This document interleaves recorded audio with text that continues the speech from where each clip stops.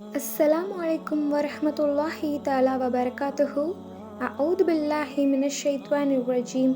பிஸ்மில்லாஹிர் ரஹ்மானிர் ரஹீம். அல்ஹம்துலில்லாஹ். கண்ணியமிக்கவர்களே, ஆண்கள் இஸ்லாத்தில் தங்கம் அணிவது ஹராமாக்கப்பட்டுள்ளது. ஆண்கள் தங்கம் அணிவது தீப்பொறியை அணிவதற்கு சமம் என்று நபி ஸல்லல்லாஹு அலைஹி வஸல்லம் அவர்கள் கூறியிருக்கிறார்கள். அதற்கு உதாரணம், ஒருமுறை இப்னு அப்பாஸ் ரலியல்லாஹு அன்ஹு அவர்கள் அறிவிக்கின்றார்கள், ரசூலுல்லாஹ் ஸல்லல்லாஹு அலைஹி வஸல்லம் அவர்கள் ஒருமுறை ஒரு மனிதன் தன் கையில் தங்க மோதிரம் அணிந்திருப்பதைக் கண்டு அதனை கழற்றி எறிந்துவிட்டார்கள்.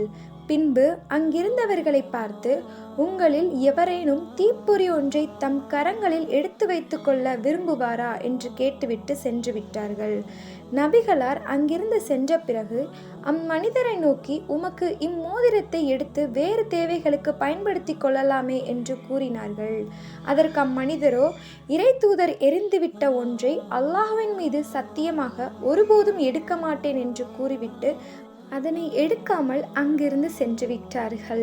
அல்ஹம்துலில்லாஹ். அல்லாஹ் கூறியவற்றை நபி ஸல்லல்லாஹு அலைஹி வஸல்லம் அவர்கள் நமக்கு கூறினார்கள். நாமும் நபி ஸல்லல்லாஹு அலைஹி வஸல்லம் எப்படி வாழ்ந்து வந்தார்களோ அதே முறைப்படி நாமும் வாழ்ந்து வந்தால் அல்லாஹு தஆலா நமக்கு சுவனம் செல்லக்கூடிய பாக்கியத்தை தந்தருள்வானாக. அஸ்ஸலாமு அலைக்கும் வரஹ்மத்துல்லாஹி தஆலா வபரகாத்துஹு.